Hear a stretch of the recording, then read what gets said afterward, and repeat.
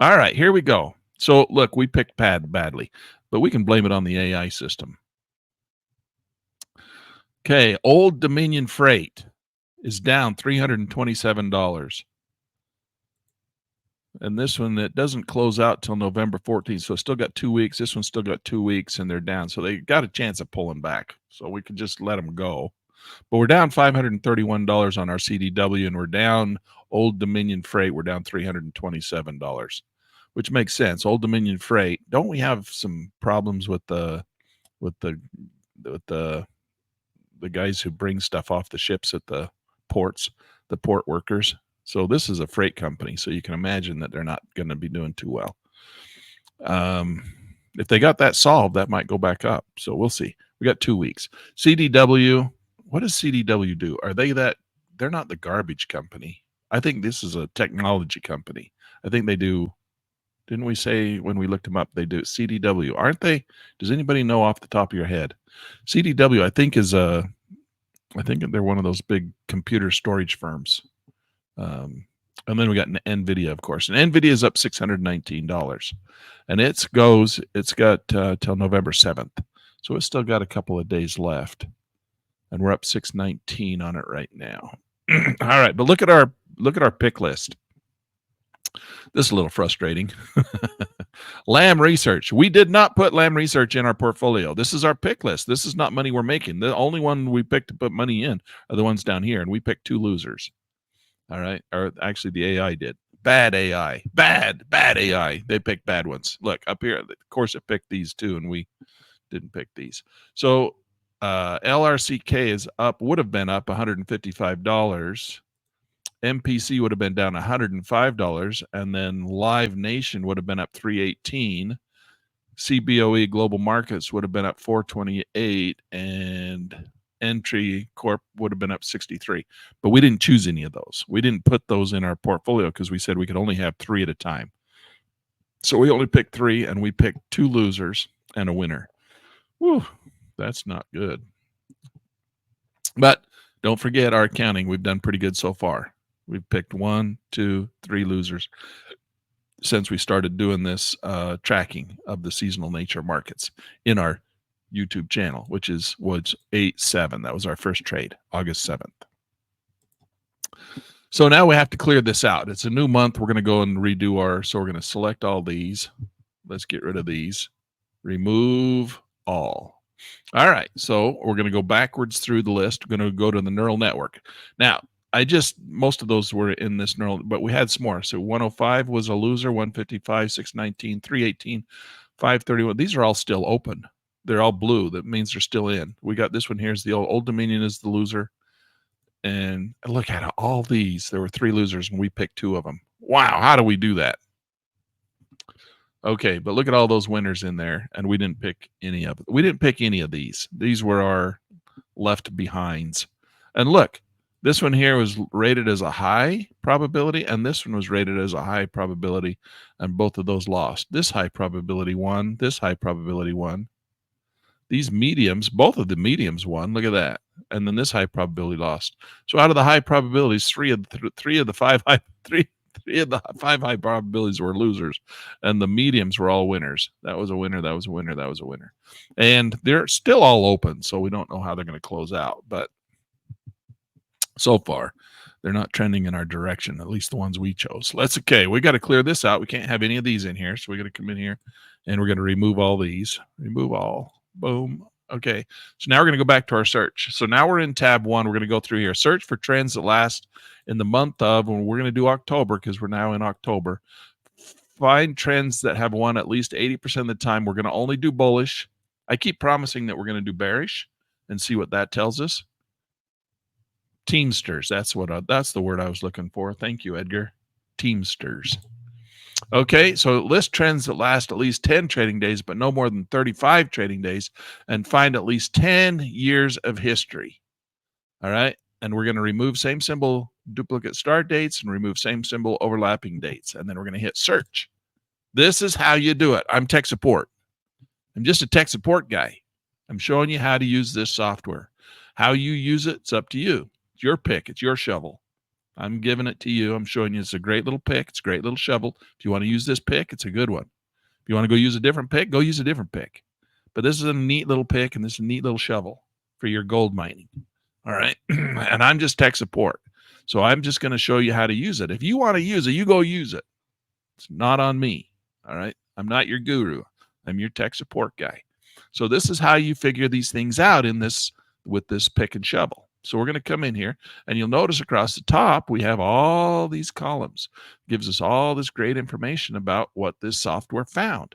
Now this software found trades that have won in the last at least 80% of the time bullish in the last 10 to 35 days over in the month of October over the last 10 years. So this is that criteria. Okay, now we have a score over here. And in the score, if you sort by score, you can see at the top, it brings all the fives to the top. Now, 5 is the biggest score you can get.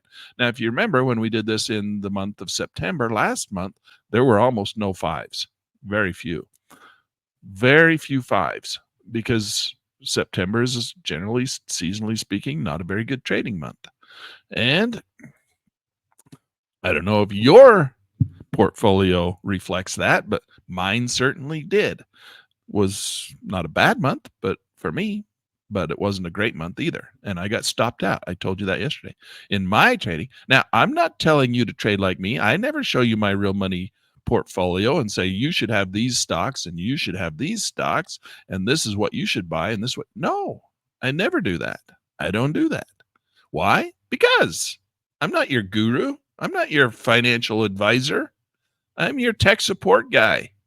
Put me down on the right level, all right? I'm tech support. That's all I am. That's why you shouldn't be scared to talk to me. People are scared to talk to me. They have, star power, Land Turner. Oh, he's that guy. Oh, we can't call Land. I go take his class and I won't even sign up for his office hours to come in and talk to him about my goals of trading or about what we're talking about because I'm scared to talk to Land Turner. Oh, Land Turner. Land Turner's nobody special. He's just a guy that used to work at a gas station. All right, pump gas. That's me. Please don't put me on that pedestal. I'm just some tech support kid. I'm just an old tech support guy. All right. Okay, here's what we got. Let's go sort. We got all the 5s. Let's just take all the 5s. There's so many of them, and we'll never be able to trade all of them, right? We're only going to pick 3 out of all of these. So we're going to take all those. We're going to add them to step 2. So that was the simplest thing. We're going to just take all the 5s. I'm not going to even worry about the dates right now. We're just taking all there's so many of them that we can just, that's all there is. So we could scoot this down and say we got too many, but we could do that over in the next window too. We could come in here and make that a 90 and say, well, I only want ones that do 90% and we'll get less 5s. Okay. So we could skinny down our list over here, but we can also skinny it down in the second window too. So we go to the second tab. Now we got just the 5s, and that's all we have to worry about. Everything in here is a 5 on the score. Now the score is something that you can set yourself. We have set the score, and we've worked really hard with a bunch of mathematical models that we used. All right. But if you create your own mathematical models and you would like to change the score weighting, here's how you do it. So you have the volatility of the return, the average return, the percent accuracy, the drawdowns, and the total has to meet 100%. So you can change those and say, well, I would rather be in more volatile markets or less volatile markets, and you change that number. But if you change that number, then you have to change this number, and that would change your total percent. Your total percent always has to be 100 right here, okay? So you can change those score weightings. That's all that is, all right? It's not magic. It's just a score that's based on some of these criterias. And so this is what you've got going right here. So this is how the score is done. So everything's a 5. Now what we're going to do is we're going to come through, and everything's going to be bullish because that's all we picked in the first tab. And these are the companies, and then these are the start dates. Now I like to sort by start date so we can see what's coming up next.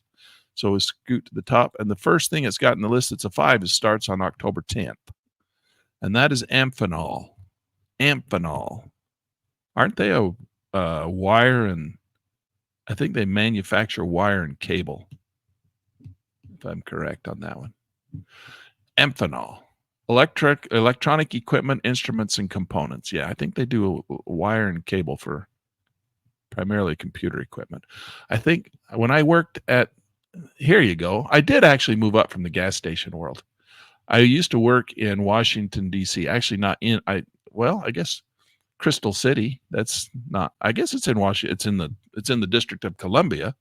And I actually worked for a government contractor for years back there. And it was after I pumped gas.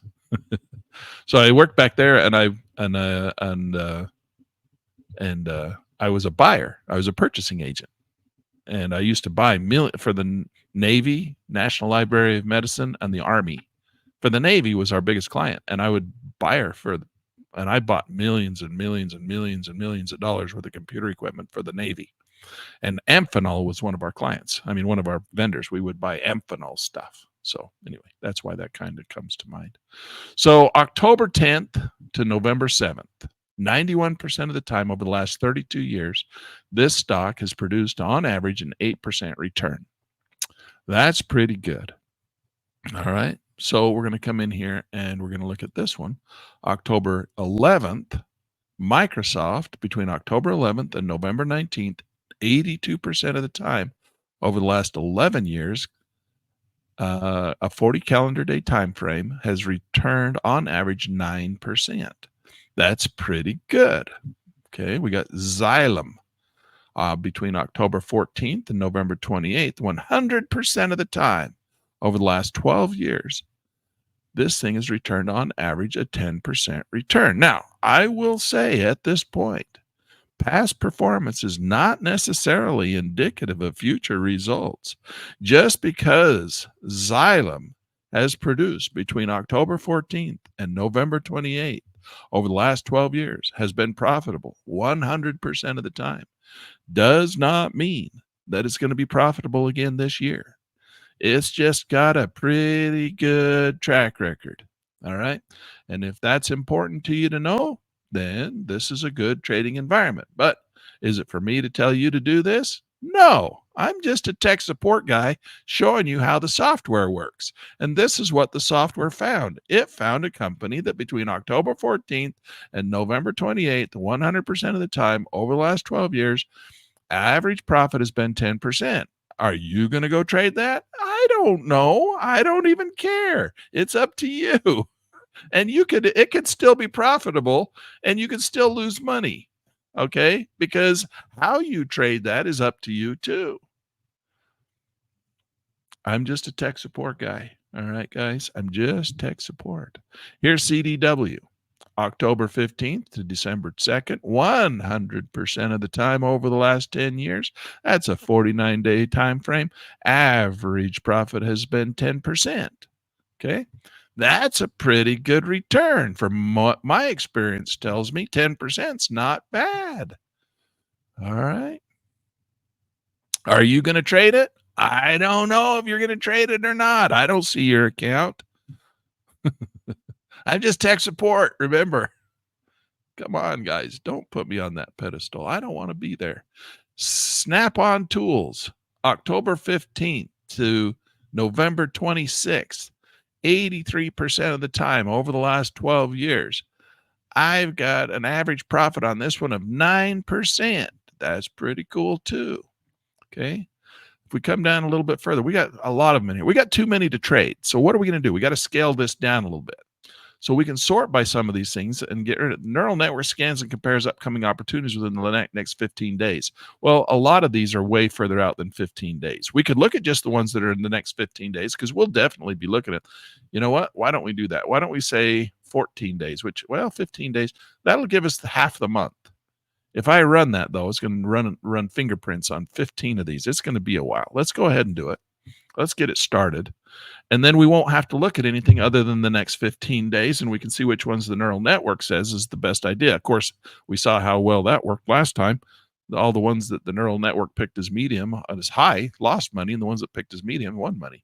Well, we'll check and see how consistent that is. Now, while we're waiting for that thing to do that, because it's going to take a couple of minutes, let's go over and look at this market. How far down do I think this market's going to go?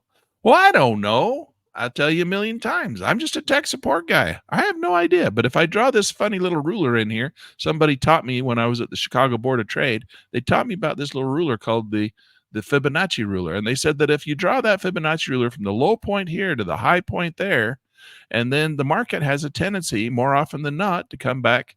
That thing's running in the background and it's taking all my CPU power, and my computer won't work now. I can't do anything. Anyway, it says that they said when I was at the Chicago Board of Trade that market has a tendency to come back into the Fibonacci sweet spot. So oftentimes I'll draw a circle right there and say, hey, there's the Fibonacci sweet spot, and the market likes to come back there. And if we're doing it on a day trade and it's moving fast, hey, it happens a lot. Comes back into that thing. I've noticed that after doing this for about 40 years. I've learned that it does do that. Those guys were right.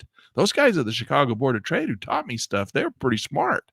They knew that, and they told me, and I'm telling you, but I'm no guru. I'm just a tech support guy. All right. I'm just a tech support guy. All right. This thing's taking all my CPU power, and my computer it's like crawling to it's crawling. I can hardly even do anything. It's taking all the CPU power. All right. Let's go look at this tool. Can you guys see this? I think you can see this. Just for fun, we're going to look at this one while we're waiting for that. Look what's going on today. This is FinViz. You guys all know I love this for finding stock opportunities. We found that Estee Lauder, and it made us a couple grand doing this strategy. So we come in here, and I like to set this to volume. It comes, if you go open it up first time, it comes up as market capitalization. I change that to volume, and then that makes the size of the circles bigger. Now, I don't know if that's better than anything else. It's just what I like to do. And I'm showing you how to do it because I'm a tech support guy. Okay. So this is NVIDIA. NVIDIA's got the biggest circle. That big circle means that it's got the most volume, because that's what I said over here. If I put volume in there, the circle size is volume. So that's the biggest one. Everybody's trading NVIDIA today. What's this circle? That's AMD. Lots of people are trading that one. Although the volume's not as high, it's moved up a lot. Okay, so if it moves up, it bubbles up. These are the ones that are making money today. You got this one way up here, MKTX. It's got a very small bubble. So it's not got a lot of volume, but it jumped big. For some reason, it's up a lot. I don't know why. Market Taxes Holding. Market Access Holdings. Market Access Holdings. I don't know what that is. Okay. I'm just a tech support guy. Now, if we come in here, VST, Vistra Corporation. I know these are all in part of the S&P 500, so they got to be one of the top 500 companies in the world. So that's what we have selected right here. So they got to be good companies, right? We could go to NASDAQ 100 and only get the NASDAQ, right? Oh, look, this is the NASDAQ. NVIDIA. NVIDIA is in both the NASDAQ and the S&P. That's how you discover some of these things. Look at this. Here's Tesla way down here. Yesterday, Tesla was the big mover, right? It had the biggest circle. But today, NVIDIA has the biggest circle. And it's up big. So we got AMD. Now, I got stopped out on NVIDIA. So I'm not in NVIDIA anymore. And I got stopped out. And today, boom, it popped up big. So I'm a loser. I'm not really a loser. I didn't lose any money, but I didn't make any money because I got stopped out. Am I telling you that that's what you should do? No, I'm telling you that's what I do. If you want to do what I do, then you can do what I do. You'd been stopped out too and not made any money on the rebound. That'd have been not my fault just because you did what I did. Don't listen to me. I'm just a tech support guy. All right. And I have a firm belief that trading is not about making money. Trading is about not losing money. I'm more interested in not losing money than I am in making money. So the fact that I missed making money on NVIDIA because it popped really hard today and I got stopped out on it last week, well, them's the breaks. At least I didn't lose money while it was going down, and I didn't know how far down it was going to go. I just draw a circle around my Fibonacci area, and I usually expect things to go down to that little circle, but it doesn't. I can't make it go to the circle. Guys, I can't make it go to the circle. I don't have that control. All right. So that's what that is. That's the S&P. We can come down and we can go to the Russell 2000. There's EVGO. Sometimes we like to look at the smaller stocks because they're more volatile, and volatility makes them move more. All right. I learned that one lesson I had of you in the Sunday school book. So CDT, look, that one's a penny stock. 0.1080. It's only got 10 cents. Verka, that's $1.39. Now, for me, I don't know about you, but for me, this little tech support guy, when I trade, I like to have things up around $5. I don't like these things that are down in the dollar penny stocks. Anything below $5 to me is considered a penny stock. All right, so that's $1.10. That's a penny stock. XE, that's $5.78. Okay, so it barely broke above the $5 range. So it's $5.78. It's called Black Sky Technology, and it's rocking and rolling. This one here is $5.47, but that thing really took off. Now we could go take a look at that, and we could put an order on it and see if it wants to continue and have a continuation. But oftentimes when it jumps with a huge gap like that, what I've noticed, what this tech support guy's noticed, is that if it has a giant gap like that, it oftentimes the next day it doesn't shoot up one more time. It kind of look at this. Let's go look at EVGO. I want to show you something. I want to show you something this tech support guy's figured out. EVGO.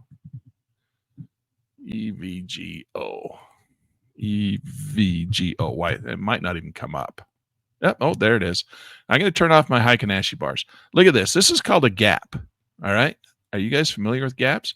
When I was in Chicago and I was tech supporting the guys that were back there, the traders that were back there, maybe I should always caveat that with, when I was tech supporting the guys in Chicago, they would tell me that gaps were meant to be filled. All right. Oh, where's the gaps were meant to be filled slide? Here's all my slides. There's the one I want right there. Gaps were meant to be filled. All right. So when you see a big gap in a price chart, watch for a quick and decisive rebound to fill the gap. This is a popular trading strategy for gap up or gap down markets. Watch for a quick retracement to the mean. Okay. So what is the mean? Where's the mean? Well, we won't know the mean until tomorrow, but you could draw the mean in there and you can figure it's about 0.5%, right?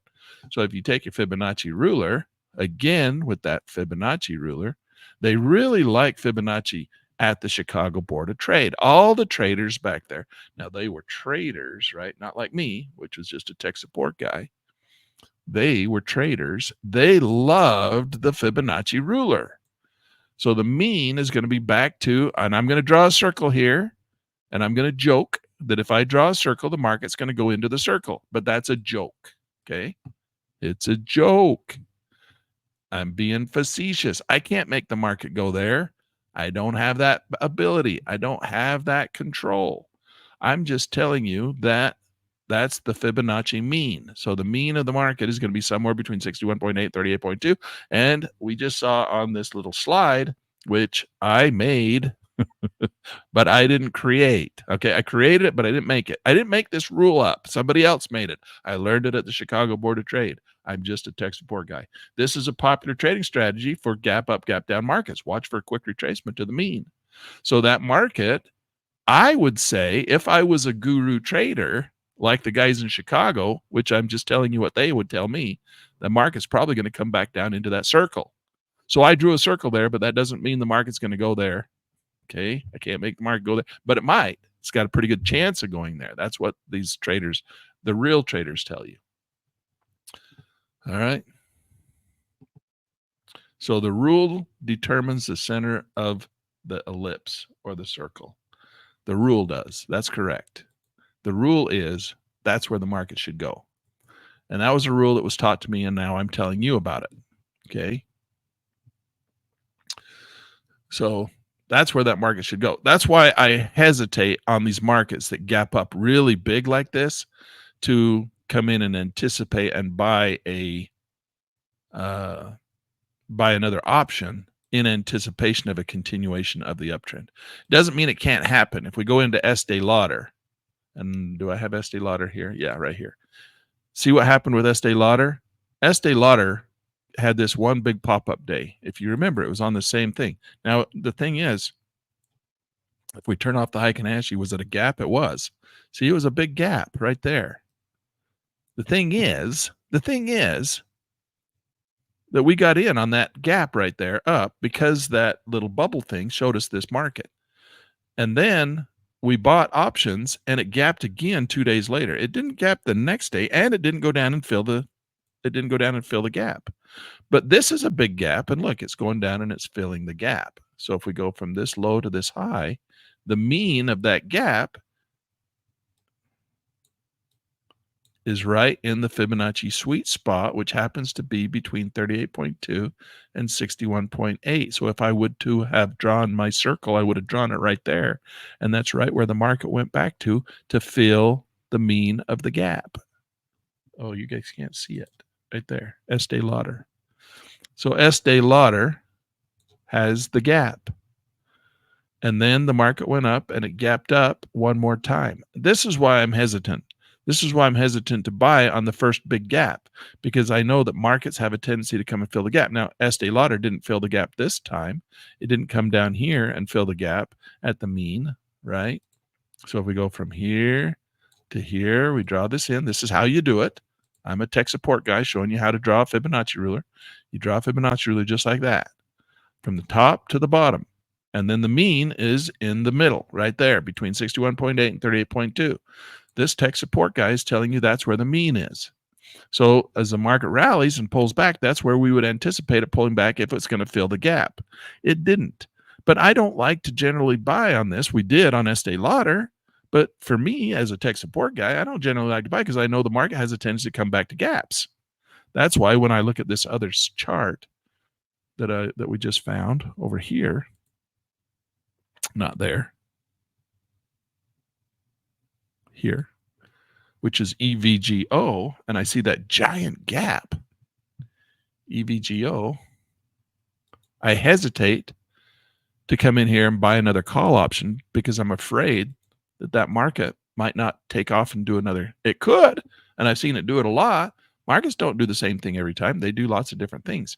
But they showed me, they taught me, and my experience tells me at the Chicago Board of Trade when I was there that the market should come back to here. And because there's enough people who believe that, sometimes this market, what I've learned, is a self-fulfilling market.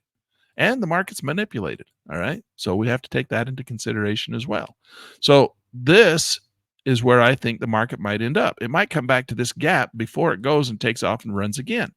Now, the question is, it could go again. It could take, you can go, I can show you 1,000 examples of where the market does this and then takes off and goes to the moon tomorrow and the next day and the next day and the next day after that. I can show you 1,000 examples where it came back here, filled the mean, and then took off. I can show you 1,000 examples where it jumped up like that, came back to the mean, went like this, and then went all the way back down here. I can show you examples of all those things. Oh, Rock Steiner's my best friend today. You think you are nothing. I think you're a genius, or at least a very smart guy. Hey, I'm a very smart tech support guy, Rock. We're buddies here, all right? We're just all friends. We're just all goofing off here trying to figure this thing out. That's all we're doing. And like I always say, I'm just one lesson ahead of you. I'm just one lesson in the Sunday school lesson ahead of you. And so I'm just showing you what I learned in the Sunday school lesson, okay? So, and if I'm not one lesson ahead of you in the Sunday school manual, you should go watch somebody else who is one lesson ahead of you. But if I'm one lesson ahead of you, then maybe there's something I can show you. That's all I'm saying. That's all I'm saying. I'm just having fun. All right. I'm just a tech support guy. Okay. So that's the thing about these. Anytime anybody tells you, oh, the market's always does this, or oh, the market's going to do that, I can show you 1,000 examples of where the market doesn't do and where the market breaks all these rules. All right. We have rules for a reason, because they have a tendency to do them more often than not. But that just means like 51% of the time could be that could fill that role, right? 51% of the time. It might come back 1% more than it doesn't. And then we would make a rule around it that says, hey, markets come back more often than they don't. So gaps were meant to be filled. People know it. It's self-fulfilling prophecy. Sometimes when you see a market gap like that, the reason they don't take off and go to the moon again is because people believe gaps are meant to be filled and that market might pull back. But they might continue too. So what is the strategy if you wanted to trade this? If you're like, well, there's a possibility I could make a lot of money on this if it wants to continue. Yes, there is. We made a lot of money on Estee Lauder. Now, Estee Lauder did pull back. Estee Lauder eventually pulled back and it filled the gap, right? Came back to the mean of the gap, which is right here. This would be a good place to buy into Estee Lauder as soon as we get a first green candle to make a new high. Now, it could come out from the yellow, or we could turn off the bulls and bears. That's how you turn off the bulls and bears. This is how you turn on the Heikin-Ashi bars. Got to be my tech support self. And this is where you could be a buyer. Now, I bought right here with this one because we were exampling, remember? We were tech supporting you. We were showing you how to make a bull call spread with a naked leg. And we put a bull call spread with a naked leg on the Estee Lauder. And what did we say? Probably not the best place to put one on. Why? Because it was at the top of the Bollinger Band. But why did we put one on? Because this is a class and we're learning. And when we were teaching the class on bull call spreads, we went around and we put on 10 bull call spreads. And you can lose money with a bull call spread. Yes, you can. This is how you lose money. And that's what you learn. You learn, oh, if the bull call spread is at the top of the Bollinger Bands, I probably don't want to put on a bull call spread. But Len made me put one on anyway. What am I learning? Oh, I'm learning that he was right. Don't put one on at the top of the bull call spread because I'm losing money. But I'm losing money in a demo account, and that's how I learn. All right, guys. I feel like, I'm feeling like I need to be very explicit sometimes when I tell you these things because I'm getting shit for not telling you that kind of stuff. I don't know. I think I say it too much sometimes. Sometimes I'm like, I don't know. Just trying to be a good tech support guy. This is not the best time to put one on. Where would be a good time to put one on? First green candle to make a new high on the rebound, and we'd want to see that somewhere around that red line, right?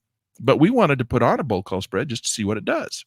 Bull call spread with a naked leg, just to see what it does. We put it on at a bad spot at the top of the Bollinger Bands. Now, I made it very clear. The best place to put these on is at the bottom of the Bollinger Bands.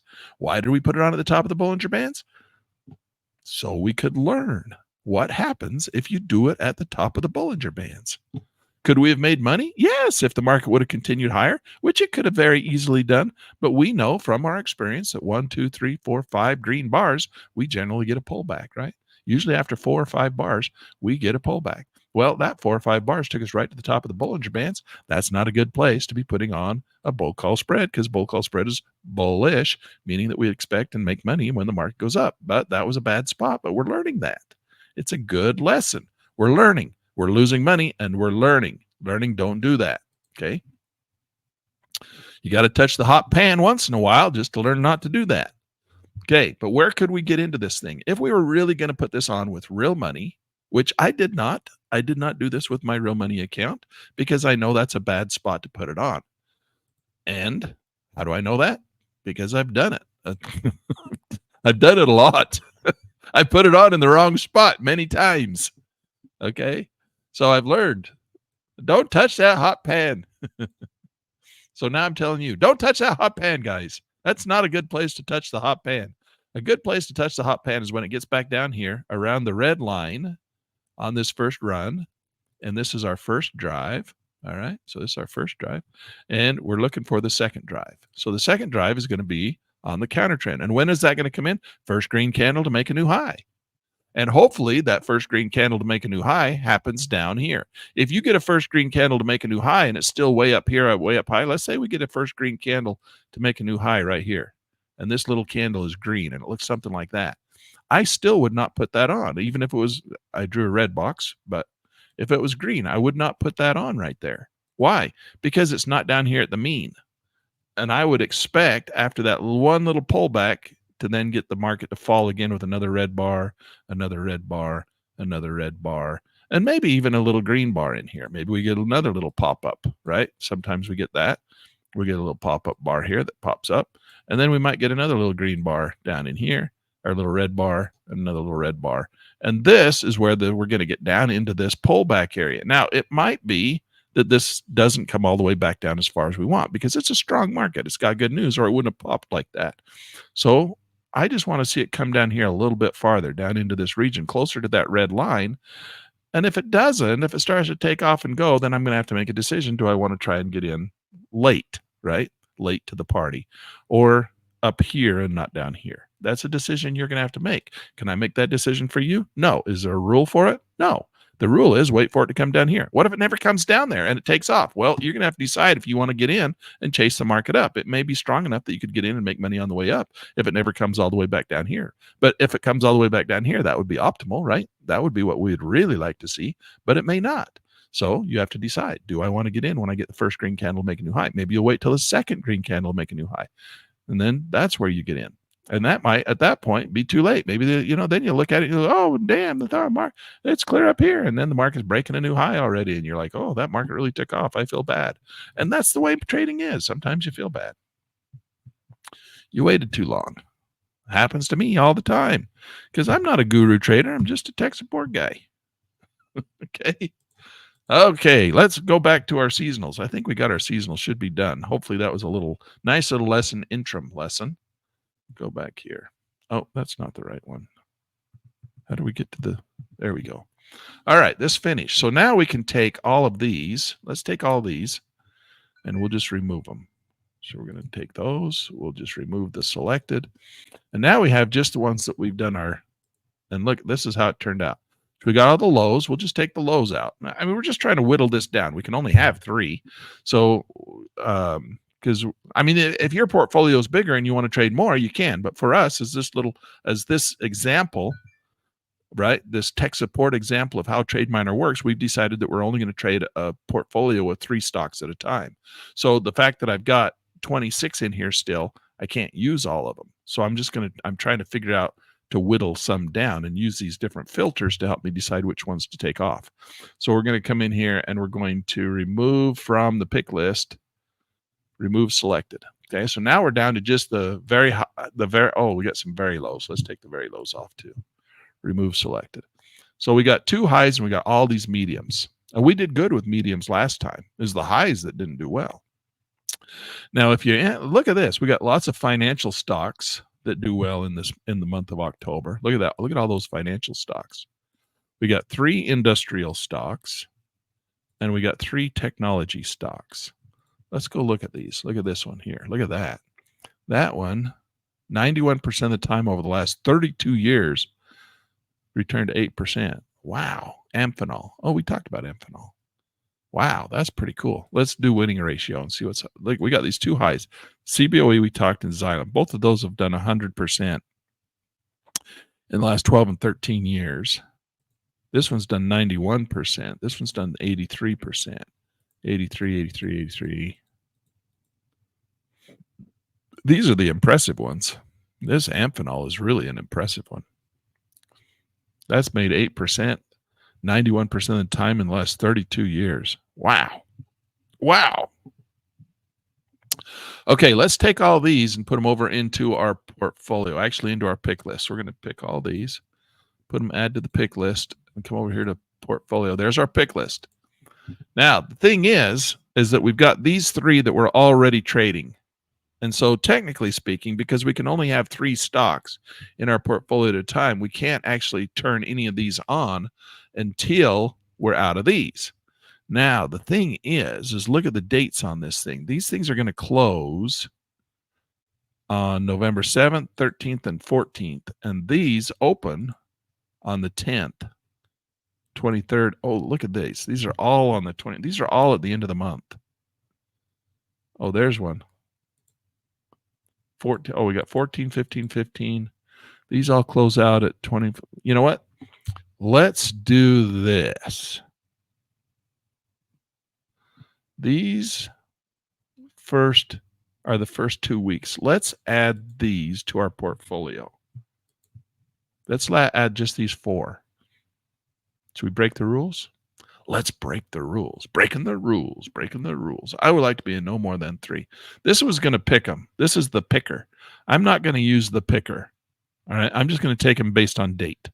And I'm going to put these 1, 2, 3, 4 into our portfolio. Which one is the best? Maybe I should only pick. No, we're going to put all 4 of those in. Okay. So we're just going to move to portfolio.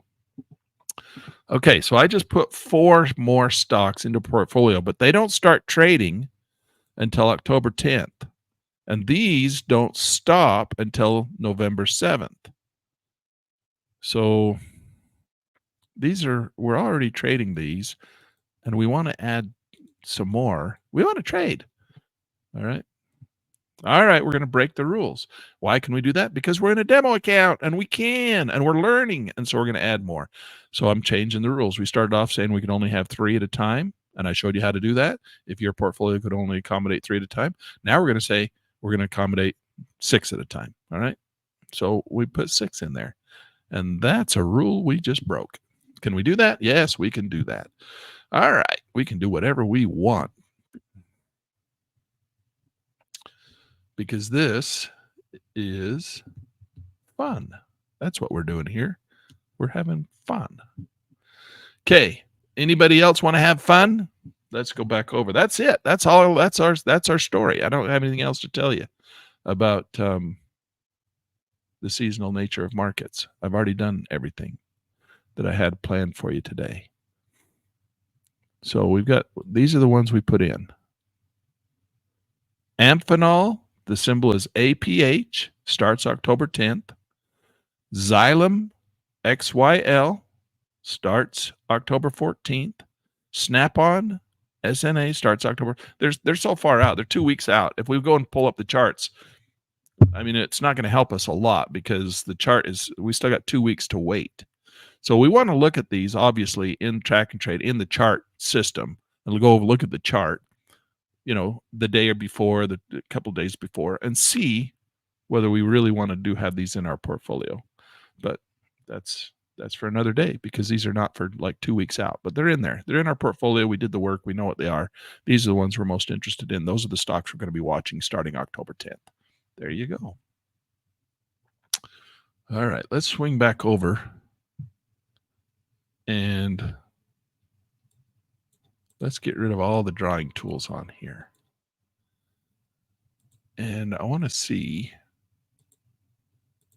Oh, in fact, there's one right there, Chevron. Breaking above a previous high. Not the best place to be putting on a bull call spread with a naked leg, but we did it, and it's making money. Hey, we did one right. Okay, we did one right. We took a chance. We took a chance. It wasn't back to the mean. We could have been, if we'd have waited.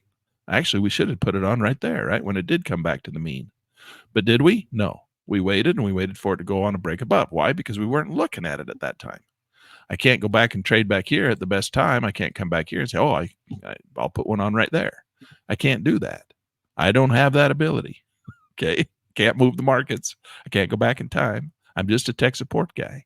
So we're going to come down here. We could have bought there. That would have been the best place. But now we're buying on a break above a previous high. That's second best place. So this is your pair of kings. This is your 17. If we come up here and buy up on the next one, on the next little rally, that'll be a pair of 2s up there. Okay, you always got to think in terms of probabilities. Probabilities. All right, that's where we're at. Okay, guys, that's what I had for you today. The seasonal nature of markets. Today is, what is today? I thought today was Wednesday. Today's Thursday. So we got one day left. We got tomorrow. We'll probably do a little bit of day trading. Let's do the morning. All right, let's do tomorrow morning at 7:30. We're not going to do the afternoon. We missed that today. So we're going to do a little bit. What do you click on to bring up the score setting? Let's see. The score setting in TradeMiner is right here. So we go back to the tab 1. Oh, actually, it's just up here. It's in all the tabs, I think. So you just hit user preferences. Oh, you can't see it because my stupid face is in the way. Sorry, Bruce. Let me get out of the way. There. It's this button right here, Bruce. User preferences. My face was in the way, so I apologize. That's the button right there. I don't even know why my face needs to be on here. You guys don't need to see me. Right there. So user preferences up here in the top right corner. That's how you get to it.